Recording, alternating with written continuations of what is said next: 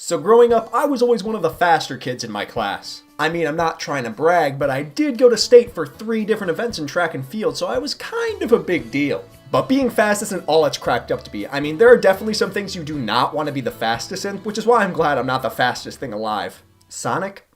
I feel bad for Amy.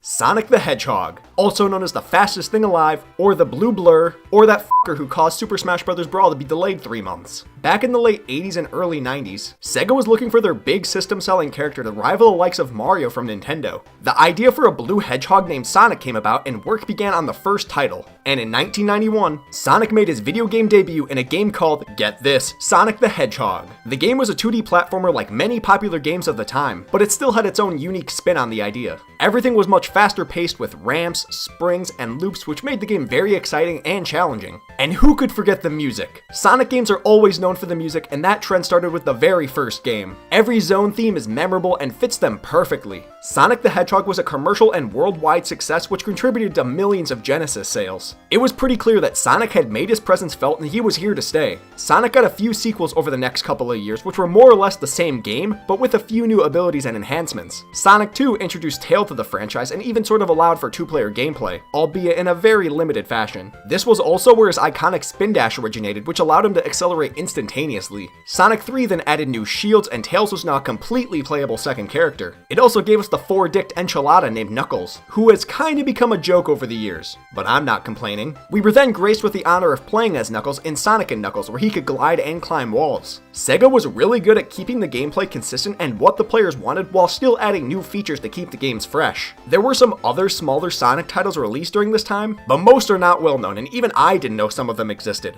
Dr. Robotnik's Mean Bean Machine? Why the f have I never heard of this? Sega released their next console on the Sega Saturn, and yeah, no good Sonic games were released for it. Okay, that might be a bit harsh, but we did only get 3 Sonic games. Sonic 3D Blast, which was and it was released for the Genesis too, so there was no point in buying a Saturn for it. And then we got Sonic R, which isn't terrible, but it's mainly known for just its incredible soundtrack and not for being an actual good game. And the third game was Sonic Jam, which was literally just a compilation of Sonic 1, 2, 3, and Knuckles. Remember, all these games were less than 6 years old at this point, and it's not like the Saturn was an insanely more powerful console than the Genesis. The Sega Saturn, although very short-lived, was not the best era for the Sonic franchise or Sega as a whole, but they hope to revive both the franchise and their company with one big new adventure. Sonic Adventure was a launch title for the Sega Dreamcast and really launched Sonic into the 3D world. The game still focused on fast-paced platforming, but now in a third-person perspective. This was also when Sonic began to extensively use voice acting in their games. He transformed again!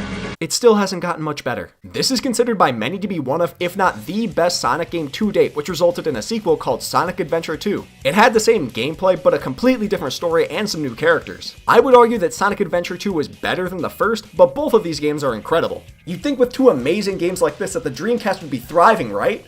Yeah, no. The Dreamcast was a complete failure. Sega stopped producing their own consoles and solely began to focus on developing games. Now that Sonic wasn't stuck to only one console, his games began being produced for Nintendo, Sony, and Microsoft consoles. Every game I've mentioned up until this point all follow the same idea for the most part. The games were fast, great platformers, and not story-focused at all, with the slight exception of Sonic Adventure. But for some reason, as Sega began to solely be a game developer, Sonic games began to take a dip in quality. Now, I could sit here and talk about all the different Sonic games from the mid-2000s and how weird they are, but I'm sure you've all heard that a million times.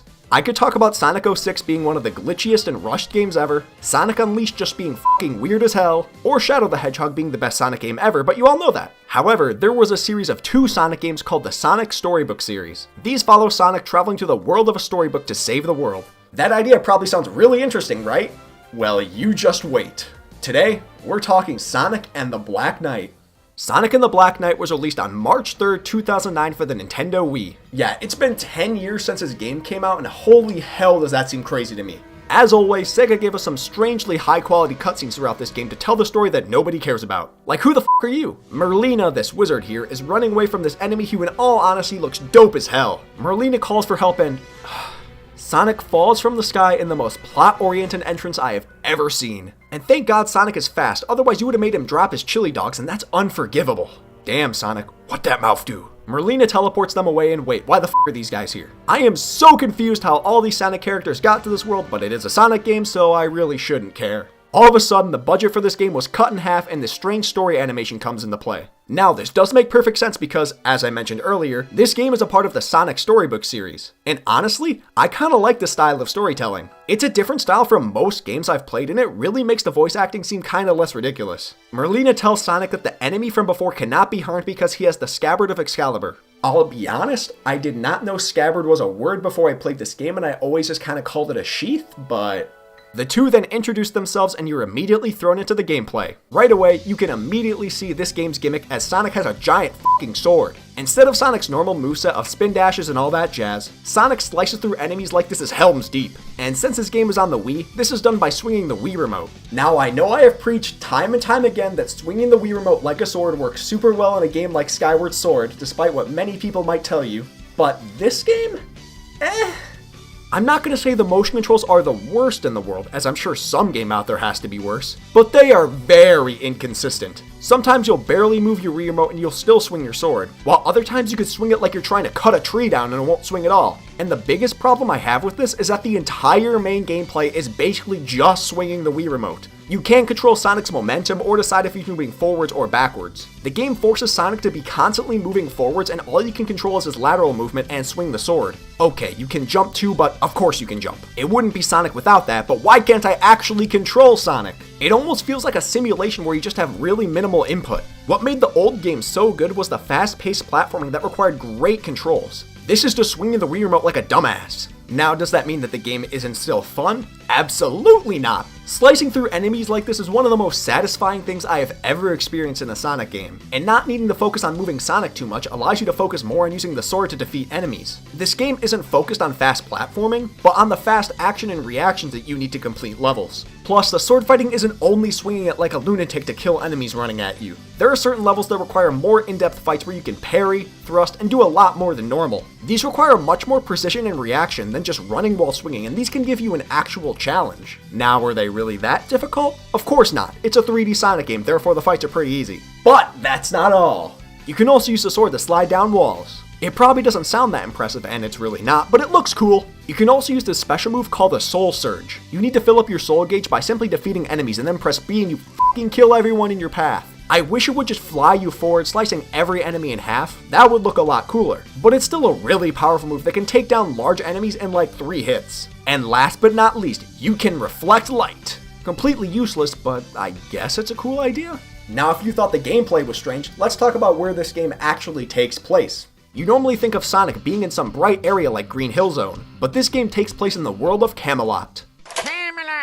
Not that one. The world is themed after the medieval ages and is so much different from anything you'd expect from Sonic. And even though it makes no sense, this still feels like a Sonic world for some reason. Maybe after Sonic 06 I'll just accept anything as a Sonic world? Or maybe it's the way that all the characters were added into the game. A few of the classic Sonic characters appear, but they aren't really their normal selves. They're just other characters in this world who happen to look like the ones that we know. I love this idea, and all their new personas fit their personalities from the other games. Tails is a blacksmith, Knuckles and Shadow are knights, and Amy still wants to fuck Sonic, just like the good old days. Sadly though, Eggman is not in the game as the main antagonist is, as you could probably guess, the Black Knight. But as we learned earlier, the Black Knight is basically invincible from the Scabbard of Excalibur, and Merlina tells us that he is actually King Arthur. So what you need to do is take your talking sword, yeah that came out of nowhere, and defeat the Knights of the Round Table. Those are just Shadow Blaze and Knuckles, and Knuckles tries to kill himself after losing. Kinda dark, Sega, don't you think? You do this to earn the sword's respect so that you can take down the Black Knight. That's a much more developed story than most of the older Sonic games, and the newer ones to an extent. That is one thing you can't take away from the Sonic games from the 2000s.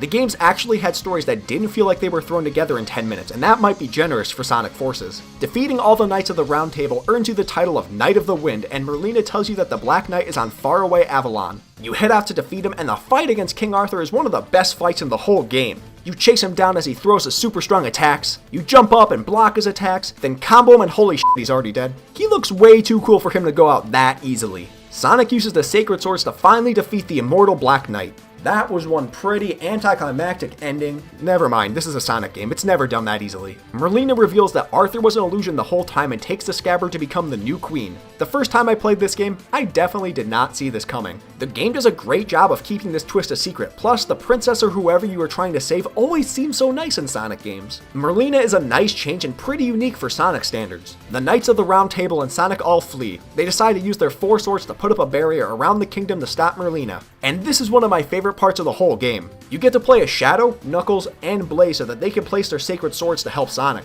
And before you get on me, I know it's technically not Shadow, Knuckles, and Blaze, but how many of you would actually know who I'm talking about if I called them Lancelot, Gawain, and Percival? Probably all of you if I actually told you their names to begin with, but shut up!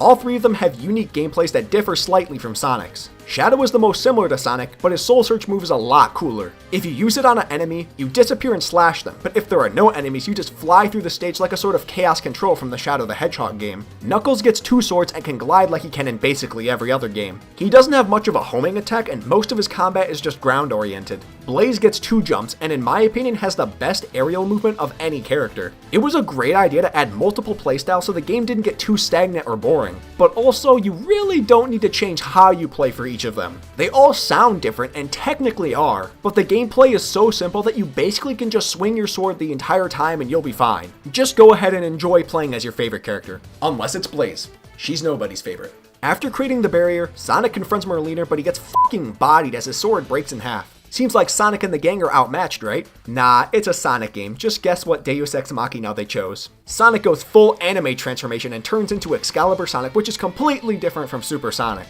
He's super powerful, glowing yellow, and never mind, it's the exact same thing. Merlina transforms into the Dark Queen and Sonic challenges her. Quick question, why do final bosses in Sonic games always turn into something super creepy or super dark? Where does it make sense for her to turn into this dark beast? It looks cool, don't get me wrong, but I just want an explanation. The battle is basically like every Super Sonic battle. You fly towards the giant enemy, block or dodge their attacks, attack the shit out of them, get thrown back, rinse and repeat until you unleash your ultimate attack to defeat them. I don't know how these fights don't get repetitive, but I always love these fights. Maybe it's the atmosphere, the boss appearance, or just how satisfying it feels to finally win. Sonic defeats the Dark Queen and gives Merlina a flower and basically forgives her, but why? She just fucking tried to kill you and take over the kingdom. How are you fine with that? And then Sonic becomes King Arthur.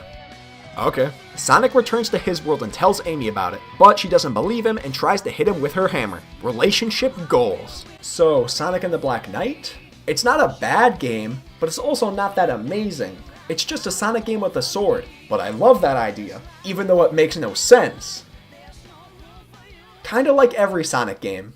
I always talk about how different newer Sonic games are from the older games, and people seem to think I don't like change. I'm glad Sonic tried something new, but I just think they didn't change it in the right way. Sonic and the Black Knight is one of the simplest games to play from almost any series I've experienced. Name me another game where all you need to do is swing your arm around like a noodle. Now, does that make the gameplay bad? No, but it's not as enjoyable as the platforming games that felt like they really required skill. There's really no skill needed to beat this game, and the Black Knight from the first part of the game looks cool, but has no development and is just kinda there. The voice acting isn't bad, but the combination of CGI and storybook animation doesn't really mesh that well, and they should have just stuck solely to one or the other. Preferably the storybook style, because so many of the other games have the CGI. You may think I don't like this game after all that, and yes, I don't love this game, but I still think it's one of the better Sonic games from this era. So many of these quote-unquote boost 3D Sonic games blend together, but Sonic and the Black Knight definitely stands out from the others. Sonic doesn't feel like a franchise that would fit in the Middle Ages, but the way that they implemented all the classic characters while still keeping them fresh and unique was great. The world still feels like Sonic, but also foreign at the same time. The levels look amazing, and considering this game was on the Wii, the graphics impress me even more. Sonic always seems to have solid cutscene animations, and this game is no different. And praise the Lord we didn't have to play through Green Hill Zone for like the 1000th time.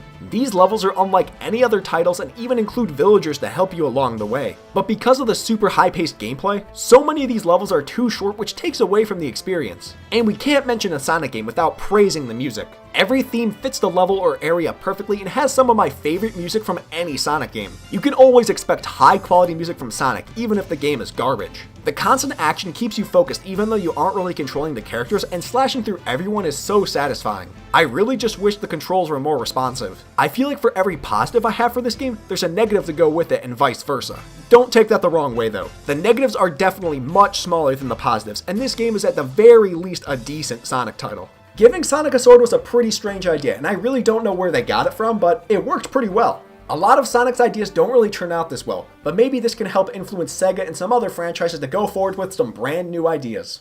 Oh, so that's where they got it from.